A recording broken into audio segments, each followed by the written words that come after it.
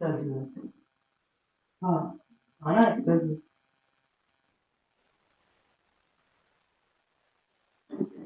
ठीक है, good evening everyone.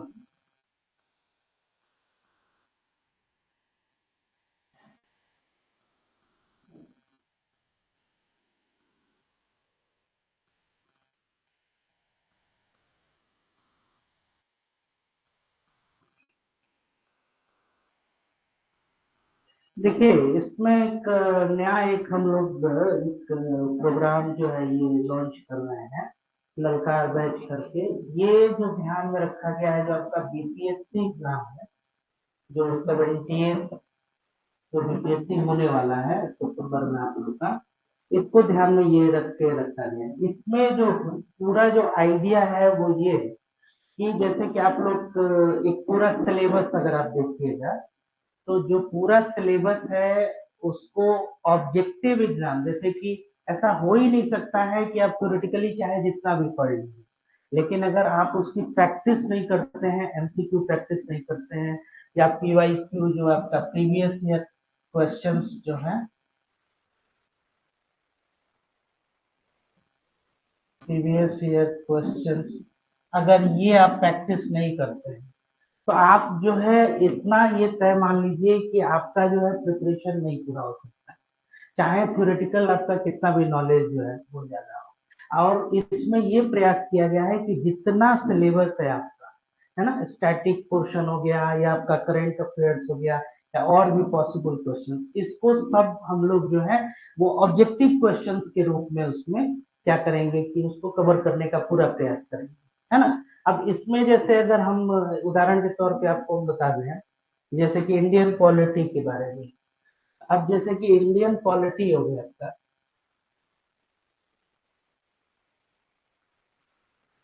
तो अब अगर इंडियन पॉलिटी में आप अगर सिलेबस देखिएगा, अगर हम स्टैंडर्ड बना ले आपको यूपीएससी सिविल सर्विसेज का, तो उसमें जैसे कि इंडियन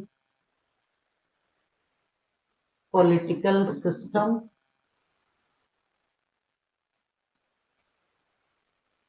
कॉन्स्टिट्यूशन ऑफ इंडिया, ठीक है, panchayati raj system,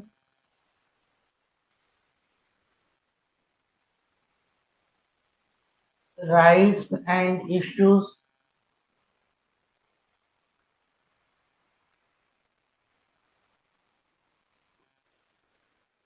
governance and accountability,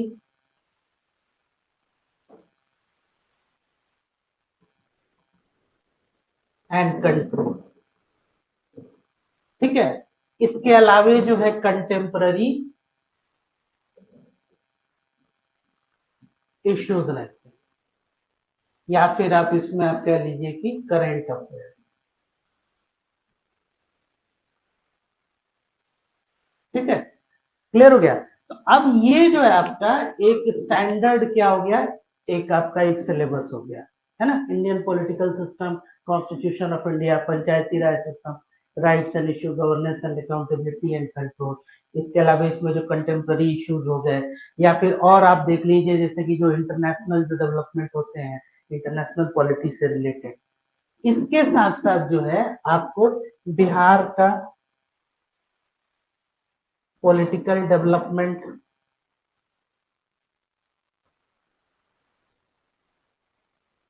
ये जो है आपको इसमें एडिशन इसमें रहेगा, है ना। ये तो हम लोग जो पढ़ते हैं जैसे कॉन्स्टिट्यूशन ही हम लोग पढ़ रहे हैं, तो अब ऐसा हो ही नहीं सकता है कि इंडियन पॉलिटी से क्वेश्चन आए और कॉन्स्टिट्यूशन से नहीं है। और उसमें भी बहुत सारे चैप्टर्स हैं आपके, है ना। जैसे बहुत सारे चैप्टर्स हो गए, तो अब उसमें बहुत सारे चैप्टर्स हो गए, तो अब उसमें आप जैसे कि आप चैप्टर्स के, अगर हम एक एक चैप्टर्स में स्प्लिट करें, तो जैसे कि जो आपका जो फर्स्ट चैप्टर है उसमें कॉन्स्टिट्यूशनल डेवलपमेंट इन इंडिया।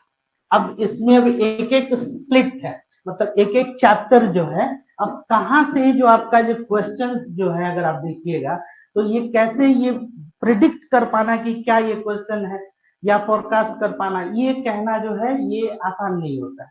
तो इसलिए जो नेचर, जो मतलब जो ट्रेंड जो चला आ रहा है, जो प्रीवियस ईयर क्वेश्चन, तो प्रीवियस ईयर क्वेश्चंस जब आप देखिएगा, स्पेशली जब आप स्टेट पीसीएस में, तो 2 या 3 तरीके के, एक तो क्वेश्चंस हो गए प्योरली आपके फैक्चुअल, है ना, जो क्या हो गए, फैक्ट बेस्ड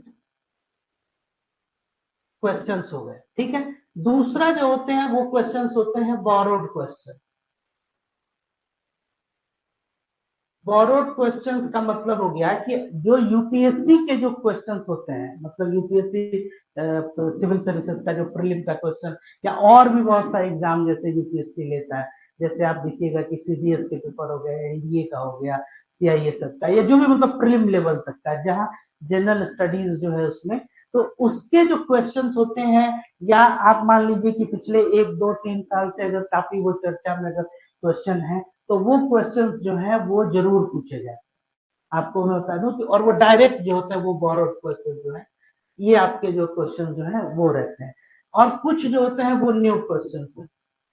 न्यू क्वेश्चंस या जो क्रिएटेड क्वेश्चंस हैं, वो स्टेट पीसीएस में बहुत कम इनकी तादाद होती है, ठीक है। मतलब इनकी तादाद अगर हम 150 तक क्वेश्चन अगर हम कहें, 150 क्वेश्चन है, तो किसी केस में 10 क्वेश्चन से ये ज्यादा जो है, ये नए क्वेश्चंस आपको नहीं मिलेंगे किसी भी केस में। हम करंट अफेयर्स की बात नहीं कर रहे, करंट अफेयर्स तो वो मान लीजिए कि हर एक साल तो वो, लेकिन जो नए क्वेश्चंस होंगे वो किसी भी केस में 10 क्वेश्चन से ज्यादा वो नए क्वेश्चंस नहीं होंगे। नए क्वेश्चंस मेरे कहने का मतलब है जो सरप्राइजिंग क्वेश्चन जिसको है, जो मतलब जिसको कहते हैं ना कि हवा ही नहीं लगा कि क्या पढ़े और कहाँ से पूछ दिया, है ना, तो ऐसे क्वेश्चन जो है इनकी तादाद 10 से ज्यादा नहीं रहेगी।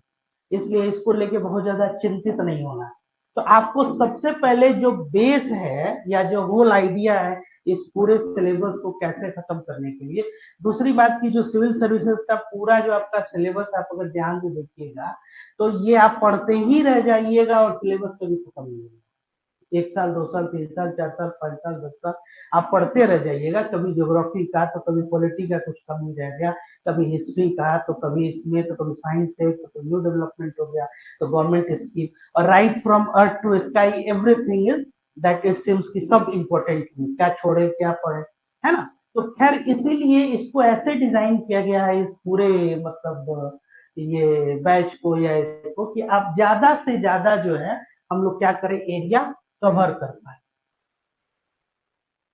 एरिया कवरेज जो है वो ज्यादा है। और जितने जो ये क्वेश्चंस हैं, मतलब आपको जितने जो सिलेबस, जैसे पॉलिटी का जितना चैप्टर है, हर चैप्टर को ऑब्जेक्टिव में और ऐसे ऑब्जेक्टिव में वो डिजाइन किया गया कि जितना जो आपका प्रीवियस ईयर क्वेश्चंस है, मतलब कि स्पेशली हम अगर बात करें तो यूपीएससी सिविल सर्विसेज, बीपीएससी का अगर आप देखिएगा तो पिछले 10 साल में, जैसे बीपीएससी लगातार जो है ये, जैसे कि 2011 ऑनवर्ड्स अगर आप देखिएगा, या 15 में हो गया, फिर उसके बाद 17, फिर उसके बाद 18 ऑनवर्ड्स, लगातार जैसे बीपीएससी हर एक साल एग्जाम हो रहा है। पहले ये नहीं होता, तो पहले ये नहीं होता था, या और जब आप पीछे का जब से भी प्रीलिम हो रहा है, जैसे अगर आप अर्ली 91 92 93 ये भी अगर आप क्वेश्चंस देखिएगा, तो उस समय के क्वेश्चंस जो थे काफी डायरेक्ट, है ना। जैसे कि उसमें ये भी आप देखिएगा कि क्वेश्चन ये पूछा गया, जैसे सीधे कि DPSP has been taken from कौन सा जगह जो है, मान लीजिए आयरलैंड के कॉन्स्टिट्यूशन से आप लिए हैं, ठीक है। इस तरह के डायरेक्ट क्वेश्चंस अब उम्मीद हम लोग नहीं कर सकते कि ऐसा जो है ये बीपीएससी पूछे। लेकिन इसका मतलब ये नहीं है कि अब आप ये फैक्ट्स को नहीं पढ़े कि डीपीएसपी जो है आयरलैंड से नहीं लिया गया, ये आप नहीं पढ़ रहे हैं, है ना। इसको पूछने का तरीका जो है वो अलग कर सकता है, जैसे कि लिस्ट 1 और लिस्ट 2, है ना। अब इसमें ये क्या कर दिया कि मान लीजिए कि कुछ दे दिया और यहाँ कुछ, और वो जो मिलान करने वाला आपका है, या इसमें से कौन जो है इनकरेक्ट है। तो क्वेश्चन को टफ क्या बनाता है, पूछने का तरीका और ऑप्शंस जो है, ठीक है। और जितना ज्यादा, दूसरी बात की आप ज्यादा से ज्यादा जो है ऑब्जेक्टिव क्वेश्चंस को जब पढ़ेंगे, तो उससे क्या होगा कि आप एक रिवर्स जो है ब्रेन स्टॉर्मिंग करते हैं। जैसे कि आप अगर किताब, कोई सब्जेक्ट आपको अच्छा लग रहा है, तो आप सुबह से लेकर शाम तक पढ़ते हैं, आपको लगा कि हमने बहुत पढ़ाई किया, लेकिन अगर उस पर हम जो है कुछ क्वेश्चंस पूछना शुरू करेंगे या कुछ टेस्ट जब हम पूछना उस पर शुरू करेंगे, तब जो है रियल आपका जो है वो टेस्ट होगा कि भाई जैसे कहते हैं ओरिजिनल, जब तक आप जो रियल एग्जाम में नहीं उतरिएगा तब तक नहीं पता चलेगा।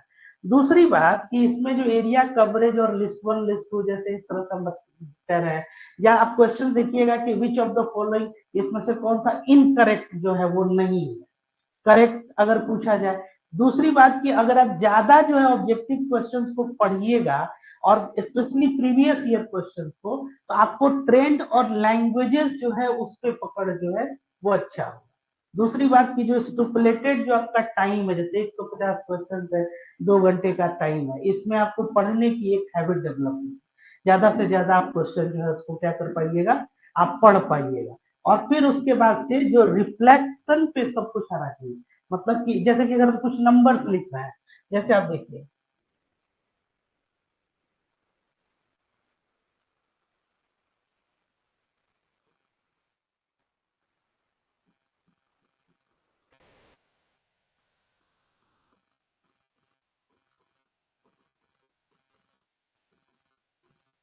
ये कुछ समझ में आ रहा है ये सब नंबर।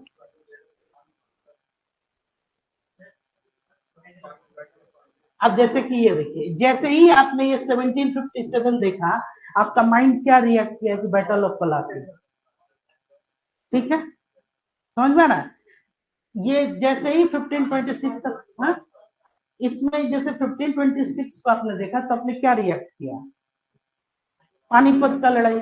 जैसे ही ये नंबर, ये जो है डेट आपने देखा तो क्या देखा, कॉन्स्टिट्यूएंट असेंबली में ये डेट देखा तो क्या आपने रिएक्ट किया, ये जो देखा क्या आपने कि इम्प्लीमेंट। अब बस यहीं पे जैसे कि एक और अगर हम डेट लिख के आपको,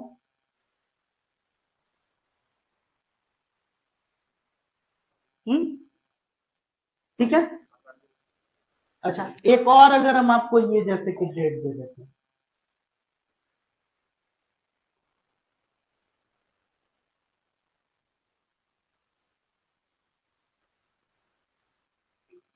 हम्म,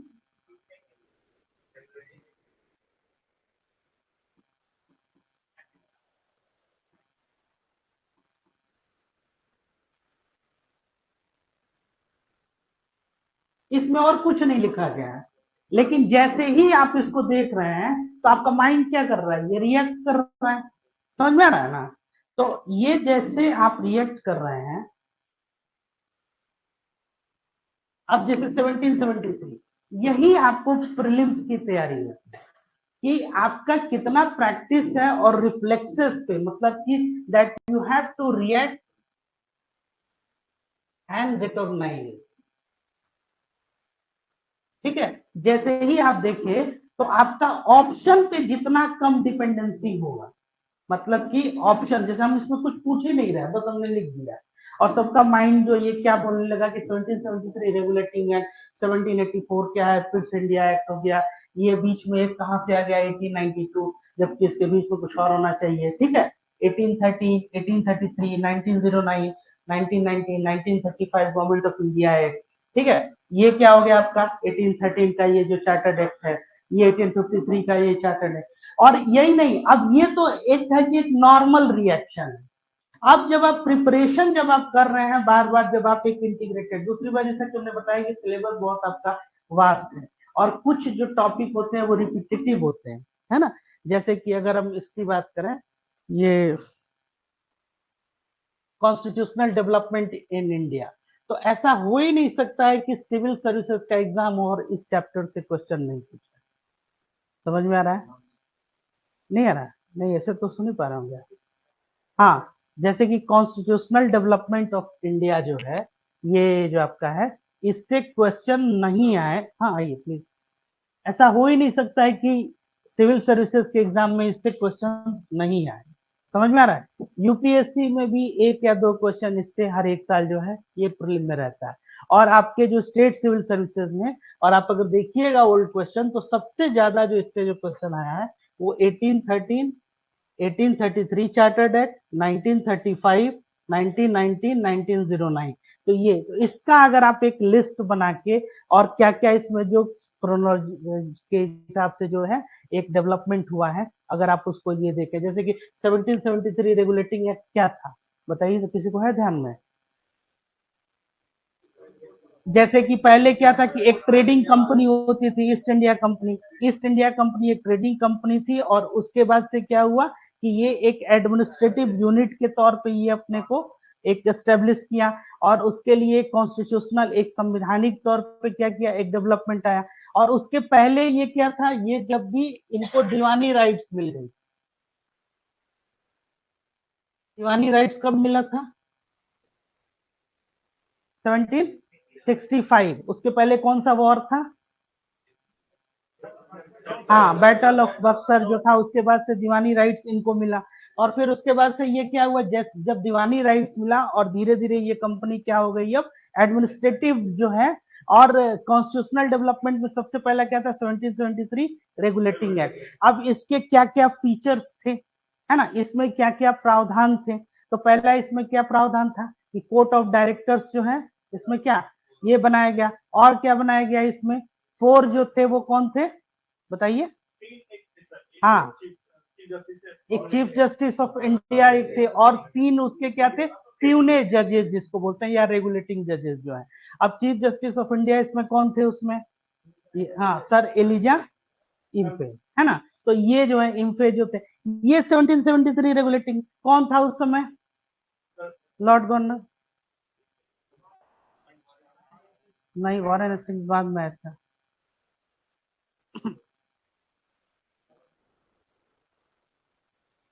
हम्म। अब यही देखिए, अब इसमें देखिए कि जैसे कि अब इसमें ये पूरा जो रेगुलेटिंग एक्ट, जैसे हम कॉन्स्टिट्यूशनल डेवलपमेंट हम ये कह रहे हैं, तो अब अगर आप ध्यान से देखिएगा तो पांच जो है ये काफी इंपॉर्टेंट हो गए। 1857 आपका, 1857 क्या है? कहीं इसमें एक भी वर्ड नहीं लिखा गया है। ये क्या है, ये केवल नंबर्स केवल दिया जा रहा है। और आप कैसे, आप जो आपके पास जो भी नॉलेज है उसके हिसाब से आप क्या कर रहे हैं, बस इसको रिएक्ट करना है ना। जैसे 1857 ये क्या है, फर्स्ट वॉर ऑफ इंडिपेंडेंस भी इसको बोला था। अब 1857 के पहले कितने आपके जो है ये कॉन्स्टिट्यूशनल ये एक्ट थे, ठीक है। जैसे उसमें आप देखिएगा एक 70 जो इंपॉर्टेंट पांच आपके हैं, ये 1773, फिर Pitt's India act, board of control जो हो गया। फिर उसके बाद से आपका क्या हो गया 1853, 1813 और 1833 और 1853। इसमें 1833 जो है अगेन बहुत इंपॉर्टेंट हो गया, क्योंकि 1833 जो चार्टर्ड एक्ट है, इसके पहले कभी भी जो ईस्ट इंडिया कंपनी थी, इंडिया के सोशियो इकोनॉमिक या जो रिलीजियस जो अफेयर था, इसमें कभी इंटरफेयर नहीं। ये पहली बार 1833 का चार्टर्ड एक्ट था। ठीक उसके पहले अगर पूरा ये हिस्ट्री अगर आप ध्यान में देखिएगा, तो उसमें क्या था कि राजा राम मोहन राय, उन्होंने किस चीज के लिए डिमांड किया था? सती प्रथा उन्मूलन 1829 में जो है। और उसके बाद से वही जो है आगे चल के 1833 चार्टर्ड एक्ट जो है आगे उसके बाद से ये बना। तो यहाँ से क्या हुआ, ये एक काफी जो है ये एक इंपॉर्टेंट ये एक्ट हो जाता है कि यहाँ से ये सोशियो इकोनॉमिक जो है इसमें इंटरफेरेंस किए।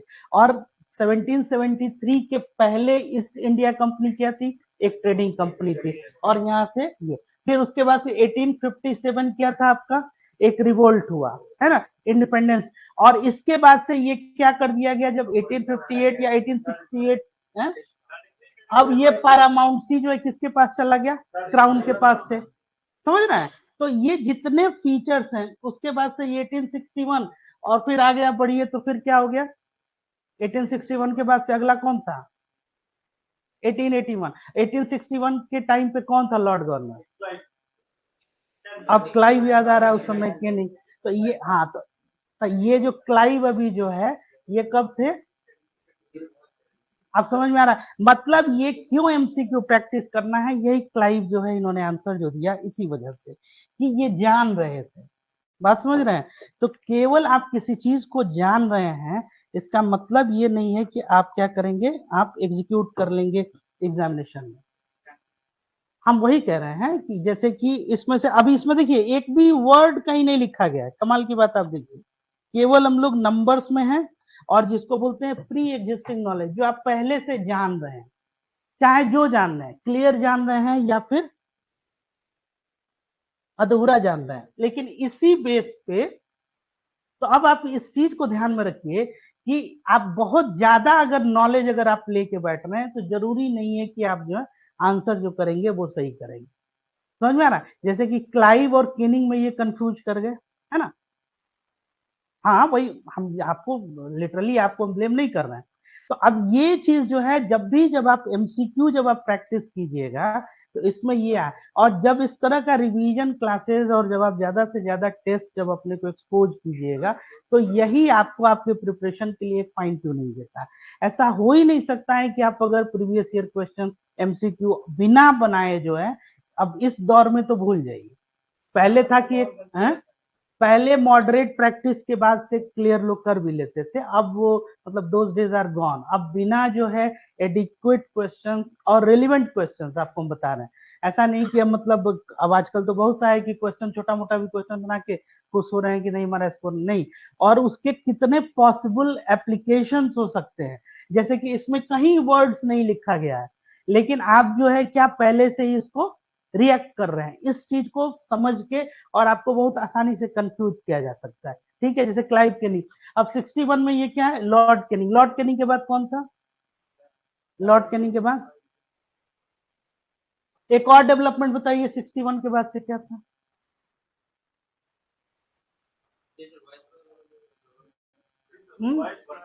1885।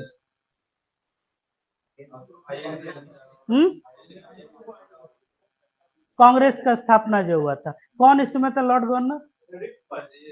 डफरिन। 1880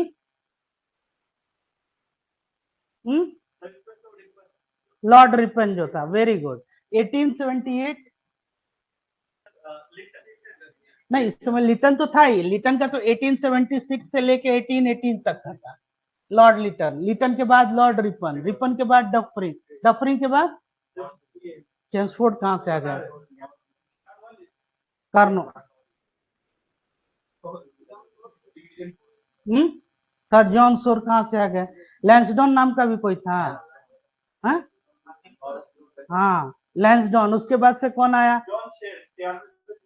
हाँ, और 99 से फिर कर्जन आ गए। 1899 टू 1905 लॉर्ड कर्जन, कर्जन के बाद से मिंटो, मिंटो के बाद से हार्डिंग है, हार्डिंग के बाद से चेम्सफोर्ड, चेम्सफोर्ड के बाद से लॉर्ड रीडिंग, रीडिंग के बाद से इरविन, इरविन के बाद से विलिंगटन, विलिंगटन के बाद से लिंगलिथ को, फिर वेवेल, फिर माउंटबेटन, फिर उसके बाद देश आजाद हो गया। यही तो है, 20 इधर और 20 उधर। इसमें कौन सा पूरा जो हिस्ट्री आपके जो है सो ये। अब ये क्या हो गया कि जो आपको बता रहे कॉन्स्टिट्यूशनल डेवलपमेंट ऑफ इंडिया, अब ये हो ही नहीं सकता है कि इससे क्वेश्चन नहीं पूछा जाए। अब ये पूरा क्रोनोलॉजी जब आप समझिएगा कि इसके बाद क्या डेवलपमेंट आया, इसके बाद क्या डेवलपमेंट आया, कॉन्स्टिट्यूशन आपका कैसे बना, तो जो प्रेजेंट कॉन्स्टिट्यूशन आप जो देखते हैं 26 जनवरी 1950, ये कहां से स्टार्ट हुआ था? इनफैक्ट यहां से स्टार्ट हुआ, 1773 रेगुलेटिंग है। इसलिए इसको क्या बोलते हैं? Constitutional development. अब ये चैप्टर आपको मॉडर्न इंडियन हिस्ट्री में भी पढ़ना है, ये चैप्टर आपको इसमें ये पॉलिटी में भी पढ़ना है। तो अब ये है कि ये पॉलिटी का है कि ये हिस्ट्री का है, इसमें न जाते हुए आपको क्या करना है, ज्यादा से ज्यादा जो है आपको इसमें कैसे एक्सट्रैक्ट करना है फैक्ट्स को, है ना? तो अब है कि जितना इससे प्रीवियस ईयर क्वेश्चन आया है उसकी सारी प्रैक्टिस जो अगर आप ये कर लीजिएगा तो मैक्सिमम कितना आया होगा इसमें, अगर आप जितने इसके। हाँ हाँ, तो इससे जितने जो क्वेश्चंस आपके आए हुए हैं प्रीवियस ईयर के वो, हाँ, हम लोग 1 मिनट बाद जो है वो लाइव होंगे। ठीक।